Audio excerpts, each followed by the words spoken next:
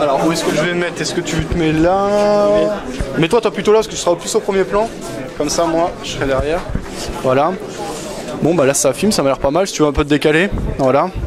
Bah voilà, on va commencer.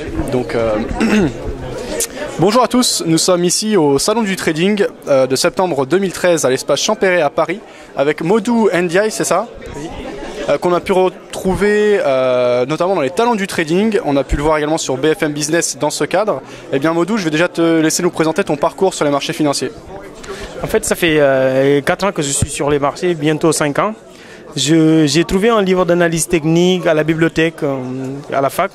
Je l'ai lu et puis ça m'a plu et j'ai voulu comprendre plus sur le trading en fait. Du coup, c'était les séminaires, des conférences, des formations, des forums. Et en même temps, je tradais. J'ai essayé en fait d'apprendre beaucoup de choses sur le trading. Et aujourd'hui, grâce à la compétition des talents du trading, j'ai participé. Dès la première semaine, j'ai été la première personne présélectionnée. Et pendant la phase de casting aussi, le jury m'a choisi pour continuer l'aventure. Donc là, il reste 10 traders qui vont commencer l'aventure lundi.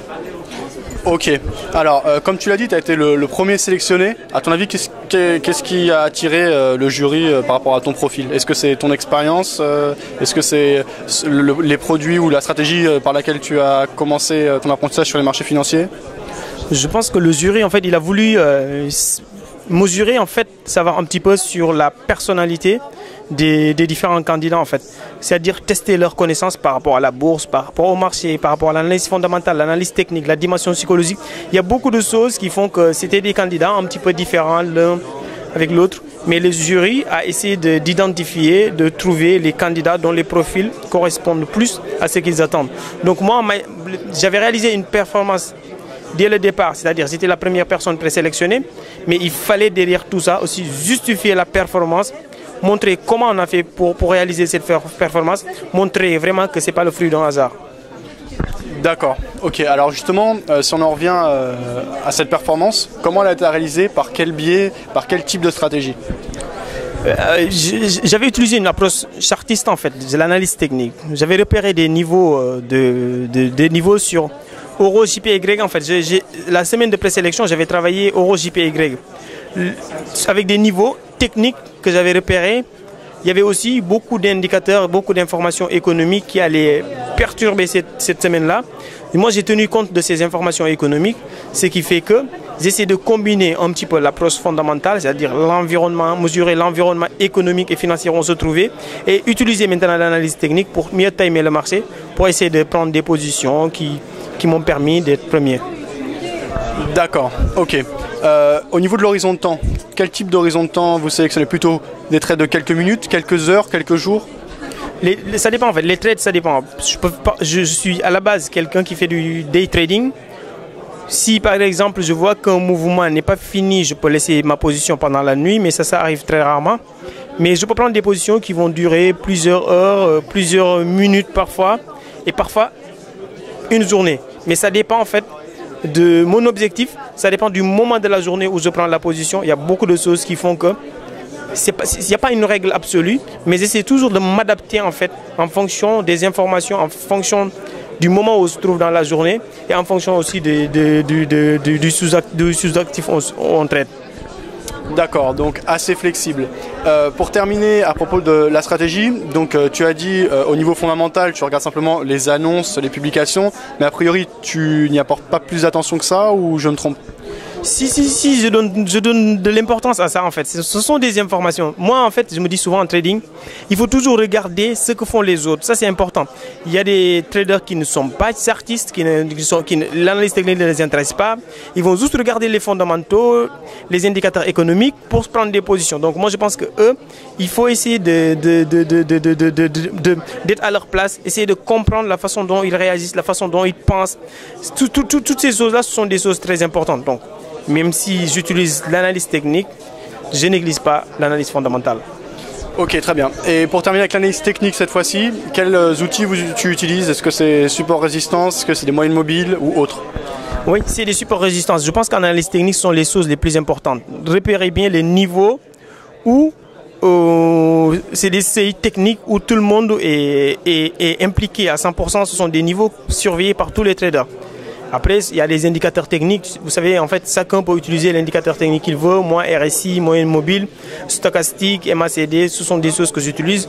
Les retracements des Fibonacci. Mais j'essaie toujours de repérer les lignes de tendance, les supports, les résistances, les niveaux techniques, les figures graphiques. Ce sont des choses que j'utilise.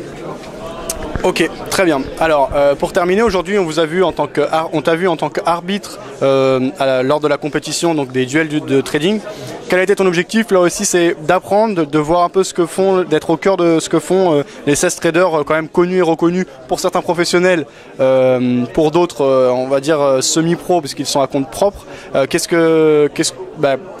a été l'objectif justement d'être arbitre et qu'est-ce que tu en tires? En fait, moi, je suis un passionné de trading. Donc, si j'ai l'opportunité de voir des personnes que j'admire, des personnes que je vois souvent, qui, je pense, sont des très très bons traders, je peux vous parler de Jean-Louis Cusack, Stéphane Sodouté, Itami Kabaz, il y en a plein en fait. Quand je peux me permettre d'être devant eux ou bien d'être derrière leurs écrans pour voir ce qu'ils font, bon, je vais pas m'en priver en fait. C'est juste pour cette raison que j'ai accepté d'être arbitre et ça fait toujours plaisir de venir au salon du trading et de rencontrer des personnes qui partagent la même passion et voilà, c'est ça. Ok, très bien. Alors pour terminer, quel est ton but pour la suite? Est-ce que tu veux être trader pour compte propre? Est-ce que tu aimerais intégrer une compagnie, par exemple un fonds de gestion, une salle de marché? En fait, tout ça c'est possible, mais pour l'instant, ce que je privilégie en fait, c'est après la compétition des talents du trading, je vais essayer de commencer à bosser dans un fonds d'investissement ou bien monter ma propre boîte. Il y a beaucoup d'alternatives, c'est-à-dire il y a beaucoup de possibilités, mais pour l'instant, c'est la compétition des talents du trading.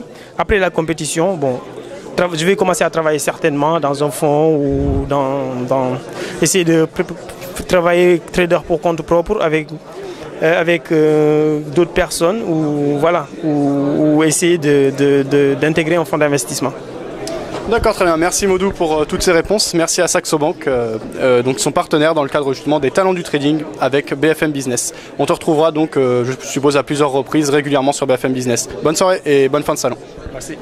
Merci, je l'espère en tout cas. Bon, on va dire un petit mot à propos de Saxo. Moi, je pense que c'est l'un des meilleurs brokers qui existent sur le marché actuellement. Ils sont sérieux.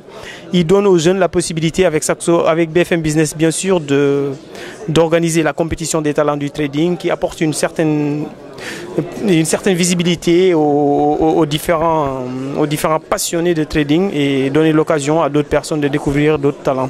Donc voilà, j'aimerais dire juste ça et puis bon, voilà, c'est bien. Voilà.